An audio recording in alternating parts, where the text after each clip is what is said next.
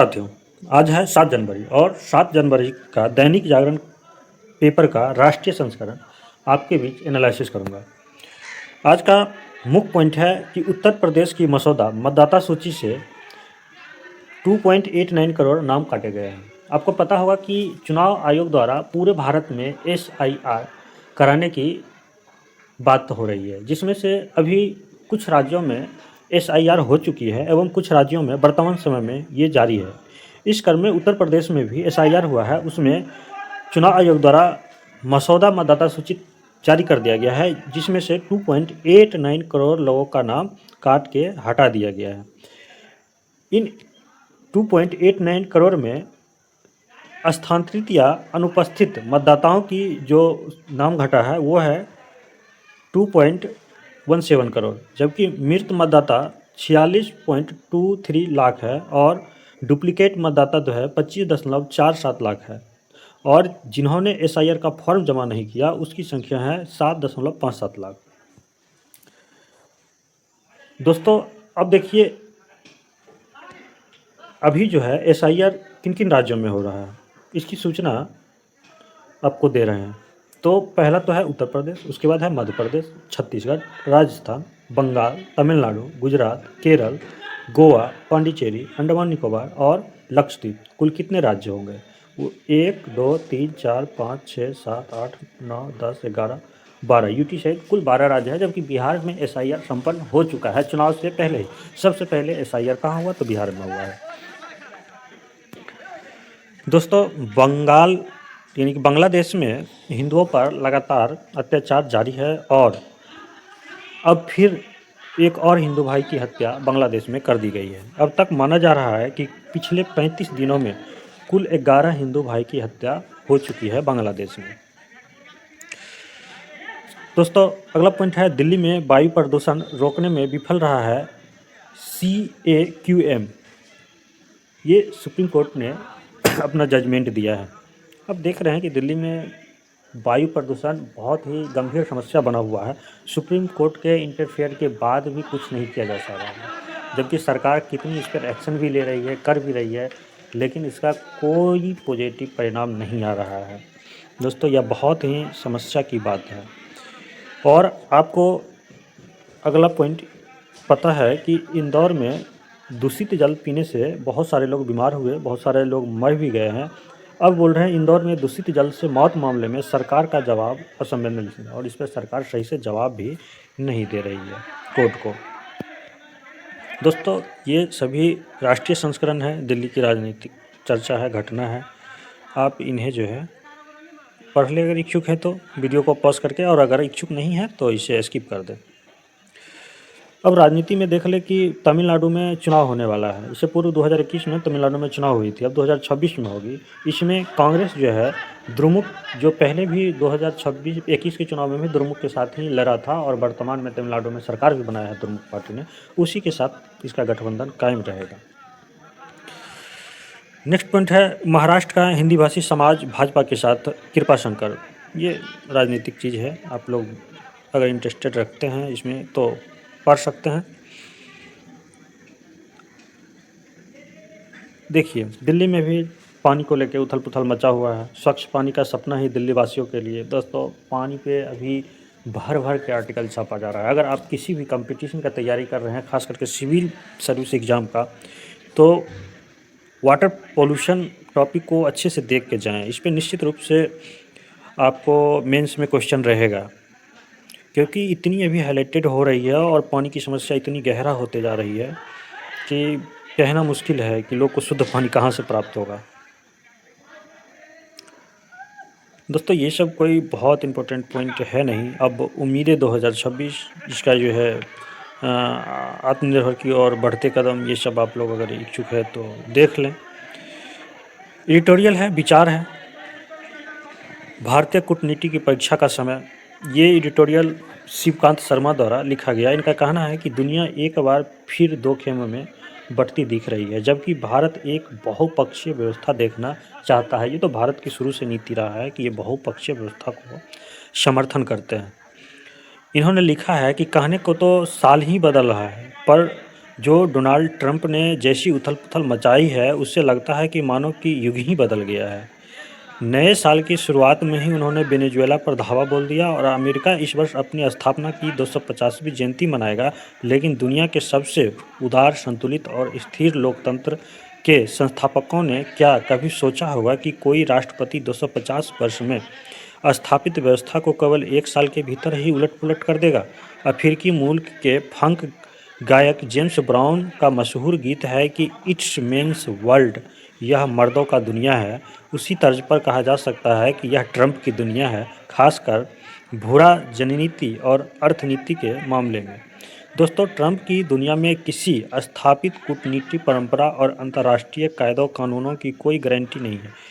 यह द्वितीय महायुद्ध के बाद बनी नियमबद्ध व्यवस्था वाली दुनिया से नितांत भिन्न ही है, जिनके आधार पर भारत की विदेश और व्यापार नीति टिकी हुई है। जिस गुटबाजी से भारत को परहेज था, वह सोवियत संघ के विलय से टूटी और दुनिया एक ध्रुवीय बन गई। भारत ने गुटनिरपेक्ष के जगह हित सापेक्ष स्वायत्तता की नीति अपनाई और खेमेबाजी से दूर हुई।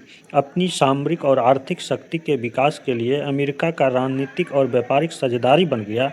भारत ने पहले चीन ने भी गुटबाजी छोड़कर अपने सामरिक हित की रक्षा करते हुए अमेरिका के साथ व्यापारिक साझेदारी की, जिसके बदौलत आज वह अमेरिका के हर क्षेत्र में चुनौती देने की स्थिति में आ गया है। ट्रंप खुद चीन को G2 का दूसरा यानी कि दूसरी महाशक्ति मान चुके हैं। रूस को वे सामरिक महाशक्ति मानते हैं, लेकिन वह वैश्विक शक्ति संतुलन की तीसरी धुरी बनने की स्थिति में नहीं है।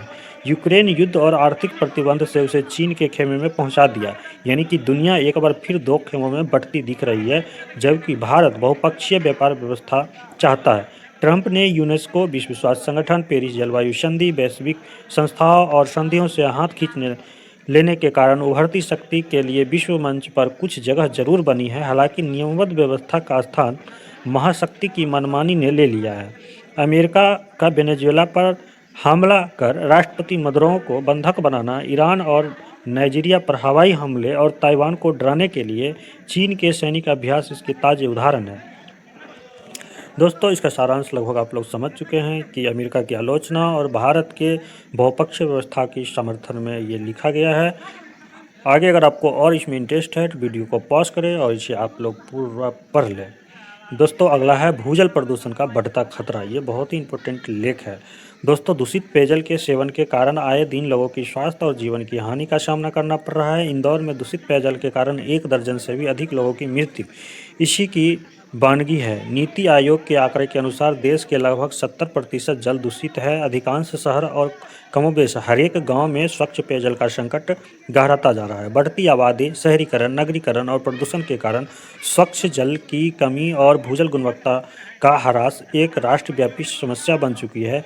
स्वस्थ पेयजल मानव बुनियादी जरूरत होने के साथ साथ अधिकार भी है, किंतु विडंबना है कि आज भी देश की एक बड़ी आबादी को सुरक्षित रूप से स्वच्छ पेयजल उपलब्ध नहीं हो पाता है। विभिन्न प्रदूषकों के कारण भूजल की गुणवत्ता में गिरावट के मानव स्वास्थ्य और पर्यावरण की हानि का चिंता सबब बन गया है। एक तरफ शहरी औद्योगिकी और कृषि अपशिष्ट भूजल प्रदूषित करती है, तो दूसरी तरफ भूजल में उपस्थित सूक्ष्म जीवों के कारण दूषित हुए पेयजल से दस्त, हैजा, पेचिश, टाइफाइड का खतरा बढ़ता जा रहा है। वही भूजल में समाहित आर्सेनिक, फ्लोराइड और सीसा जैसे तत्व विभिन्न अंगों को विकृति के लिए उत्तरदायी है। आलम यह है कि आज देश के 28 राज्य और केंद्र शासित प्रदेश में 20 भूजल फ्लोराइड से प्रभावित है। जल प्रदूषण का मानव जैव विविधता और समाज पर व्यापक प्रदूषण दिखाई पड़ता है। प्रदूषित पेयजल के सेवन से न केवल पेट से संबंधित बीमारियों का खतरा बढ़ता है, बल्कि ऐसे पानी से निरंतर सेवन से कैंसर जैसी असाध्य बीमारी की आशंका बढ़ जाती है। जल प्रदूषण से जैव विविधता भी प्रभावित होती है। विषैले पदार्थ और प्रवास के विनाश के कारण मछलियाँ, उभयचरों, पक्षियों और अन्य जीवों की मृत्यु हो जाती है, जिससे खाद्य श्रृंखला बाधित होती है। जल प्रदूषण के कारण स्वच्छ जल की कमी का असर कृषि और पर्यटन जैसे क्षेत्रों पर भी पड़ता है, जिससे समाज की अर्थव्यवस्था गहरी चोट पहुंचती है। बढ़ती आबादी के मांग के पूर्ति घर घर की जा रही डीप बोरिंग और जल संरक्षण के प्रति लापरवाही ने भूजल स्तर को चिंताजनक स्तर पर पहुंचा दिया है। भूजल के प्रदूषण नहीं रोका गया तो यह पेयजल और खाद्य पदार्थ के माध्यम से मानव शरीर के अंगों में स्थील कर देगा। भूजल प्रदूषण को रोकने के लिए घरेलू, औद्योगिक और व्यक्तिगत स्तर पर संकल्पबद्ध होने का दरकार है। भूजल मानव सभ्यता का आधार है। इसके संरक्षण के लिए जागरूक होने और ज़मीनी स्तर पर काम करने होंगे। समझना होगा कि स्वच्छ पानी की बूंद-बूंद को सहेज कर ही हमें पेयजल की कमी को पूरा कर सकता है। लेखक बीएचयू के एक विद्यार्थी है, शोधार्थी है, उसी के द्वारा ये लिखा गया है। जिम्मेदार बने इंटरनेट मीडिया, दोस्तों यह भी एक आर्टिकल है, इसे भी आप लोग चाहें तो पढ़ सकते हैं। दोस्तों संयुक्त राष्ट्र की लाचारी, अब देखिए यह भी एक लेख है। संयुक्त राष्ट्र की लाचारी क्या है? वेनेजुएला का प्रतिक्षेप। संयुक्त राष्ट्र को कुछ ऐसा करना होगा जिससे कि इनकी वैश्विक प्रतिष्ठा के प्रति सदस्य देशों को विश्वास पुनः स्थापित हो सके। हाल ही में वेनेजुएला के जो राष्ट्रपति निकोलस मदुरो और उनकी पत्नी कोसिलिया फ्लोरेस का अमेरिका द्वारा की गई गिरफ्तारी के मामले पर संयुक्त राष्ट्र सुरक्षा परिषद का आपात बैठक हुई है और संयुक्त राष्ट्र के महासचिव एंटोनियो गुटेरेस ने इस घटनाक्रम पर गहरी चिंता जताने के अलावा अमेरिका के विरुद्ध कोई भी कड़ी कार्रवाई करने के प्रत्यक्ष लाचार नजर आए। जबकि संयुक्त राष्ट्र चार्टर साफ कहता है कि किसी भी देश की क्षेत्रीय अखंडता और राजनीतिक स्वतंत्रता के विरुद्ध बल का प्रयोग नहीं किया जाएगा। दुनिया के तेल भंडार का 18.17% यानी लगभग 303 अरब बैरल तेल का दुर्लभ खनिज के भंडार वेनेजुएला धरती में समाये हुए हैं, किंतु उनके पास कच्चे तेल संशोधन करने की तकनीक संसाधन नहीं है, इसलिए इस तेल का ईंधन में नहीं बदल पा रहे हैं। इस तेल के शोधन के लिए अब मदुरई ने चीन के तेल और रूस के हथियार खरीदने की नीति को अंजाम दिया है। ट्रंप की नाराजगी बढ़ी और मदुरई और उनकी पत्नी शीला को गिरफ्तार करवा लिया। हालांकि अमेरिका ने वेनेजुएला पर अमेरिकी में मादक पदार्थ की तस्करी करने का आरोप लगाकर उन्हें सैन्य कार्रवाई का जायज ठहराया। मदुरई ने अमेरिकी कानून को क्रय फिरविकी के तहत पकड़ा गया है। यह कानून अमेरिकी संविधान के अनुच्छेद 2 के तहत राष्ट्रपति को ऐसे लोगों को भगोड़ों को पकड़ने की अनुमति देता है जो अमेरिका को किसी प्रकार के नुकसान पहुंचाता हो, और इसमें प्रावधान है कि गिरफ्तारी का तरीका कितना भी गैरकानूनी हो, एक बार अमेरिका में लाने के बाद अमेरिकी अदालत का मामला चलाया जा सकता है और चुनौती नहीं दी जा सकती है। मदुरो पर मादक पदार्थ तस्करी आपराधिक मामले में अमेरिका में दर्ज है, जिससे कम से कम 20 साल की सजा से लेकर आजीवन कारावास तक का प्रावधान है। अमेरिका अभी मादक पदार्थ और कभी हथियारों की तस्करी का बहाना ढूंढकर अपने शत्रु राष्ट्र के मुखिया को सबक सिखाता रहा है। 3 में अमेरिका ने तत्कालिक राष्ट्रपति जॉर्ज डब्ल्यू बुश को सरकार ने इराक पर जैविक और रासायनिक हथियार होने के दबाव में उनके नेस्तनाबूद कर दिया था। इसी तरह 11 में अमेरिका और नाटो ने लीबिया और सीरिया के सैन्य हस्तक्षेप को वहाँ के वर्तमान सरकार को अपदस्थ कर दिया। अमेरिका के सरकारी शोध संस्थानों कांग्रेसल रिसर्च सर्विस रिपोर्ट के अनुसार अब तक अमेरिका दुनिया के 469 सैन्य हस्तक्षेप कर चुके हैं, जिसमें से उसे महाशक्ति माना जाता रहा है। दूसरे विश्व युद्ध के बाद शांति प्रिय देशों के संगठन के रूप में संयुक्त राष्ट्र का गठन हुआ था। इसका अहम उद्देश्य भविष्य की पीढ़ी को युद्ध और भीषिका और आतंकवाद के सुरक्षित रखना है। भारत का 3 बार पाकिस्तान और 1 बार चीन से युद्ध हो चुका है। इराक, अफगानिस्तान, अमेरिका और रूस के जबरन हस्तक्षेप के कारण ऐसे युद्ध विभीषिका को शिकार हुए भी आज भी तक उबर नहीं पाया है। रूस, यूक्रेन तथा इजराइल हमास के बीच युद्ध का न टूटने वाली कड़ी बन गया है। अनेक इस्लामिक देश गृह कलह से जूझ रहे हैं और उत्तर कोरिया और पाकिस्तान बेखौफ परमाणु युद्ध की धमकी देते रहे हैं। दुनिया ऐसे इस्लामिक आतंकवाद पर आंसू नहीं लगा पा रहे हैं। साम्राज्यवादी नीति के क्रियान्वयन में लगा चीन किसी वैश्विक पंचायत के आदेश को मानने को तैयार ही नहीं है। संयुक्त राष्ट्र नेतृत्व में विश्व स्वास्थ्य संगठन, अंतर्राष्ट्रीय न्यायालय, यूनिसेफ और शांति सेना जैसे संगठन कार्यरत है, किंतु चंद देशों की शक्ति के आगे संगठन का नतमस्तक दिखाई दे रहे हैं। यही कारण है कि शांति सेना के बढ़ते सैनिक संघर्ष के बीच कोई निर्णायक भूमिका नजर नहीं आती है। अमेरिका और अन्य यूरोपीय देशों द्वारा आर्थिक सहायता में कटौती किए जाने से इन संगठनों के भविष्य भी संकट में है। इन सभी परिस्थितियों के चलते इस वैश्विक मंच पर विश्वसनीयता पर संकट गहराता जा रहा है और इससे पर्याप्त तत्काल सुधार आवश्यक। दोस्तों यह आर्टिकल मेंस के लिए बहुत ही इम्पोर्टेंट है। क्वेश्चन बन सकता है कि यूएनओ का जो अस्तित्व है वो क्यों खतरे में है, या फिर वो एक झूठे संस्था बन के क्यों रह गया है। इसे अच्छे से आप लोग पढ़ ले, समझ ले, नोट्स बना ले। इस पर बिजनेस के बारे में देख लीजिए। अमेरिका से ट्रेड डील की अनिश्चितता की बड़ी चुनौती है। लगभग लग रहा है कि कब होगा नहीं होगा। जब तक ट्रंप की सरकार रहेगी तब तक तो अब भारत की बिजनेस डील अमेरिका के साथ होना मुश्किल ही माना जा रहा है। राजनीतिक प्रतिशोध के चलते हुई थी हादी की हत्या, 417 लोगों के नाम है। अंतर्राष्ट्रीय खबर है, इसको आप लोग देखना चाहे तो देख ले। अमेरिका की दादागिरी वेनेजुएला पर जो कार्रवाई अमेरिका ने किया है उसका पूरा पेज जो है लिखा गया है। आप लोग इसे चाहे तो पढ़े। इस पर बहुत ही, अगर इंटरव्यू दे रहे हैं तो इंटरव्यू में या फिर मेंस लिख रहे हैं तो उसमें आपको बहुत ही ये फ़ायदा होगा। दोस्तों खेल से जो लोग इंटरेस्टेड हैं वो सब देखें। ट्रेविस स्मिथ के शतकों से मेजबान मजबूत, अभिषेक का शतक, 6ठी जीत के साथ क्वार्टर फाइनल में उत्तर प्रदेश। दोस्तों आपको पता है कि ओपनर है अभिषेक गोस्वामी, उन्होंने 103 रन की शानदार शतक के साथ उत्तर प्रदेश मंगलवार को विजय हजारे ट्रॉफी में ग्रुप बी के मुकाबले में विदर्भ को 54 से हराकर अपनी लगातार छठी जीत दर्ज की है और अविजित रहते हुए क्वार्टर फाइनल में अपना जगह पक्का कर लिया है। इसी के साथ दोस्तों आज का यह पेपर का एनालिसिस समाप्त हुआ। मिलते हैं नेक्स्ट सेशन में, तब तक आप अपना ध्यान रखिए। धन्यवाद।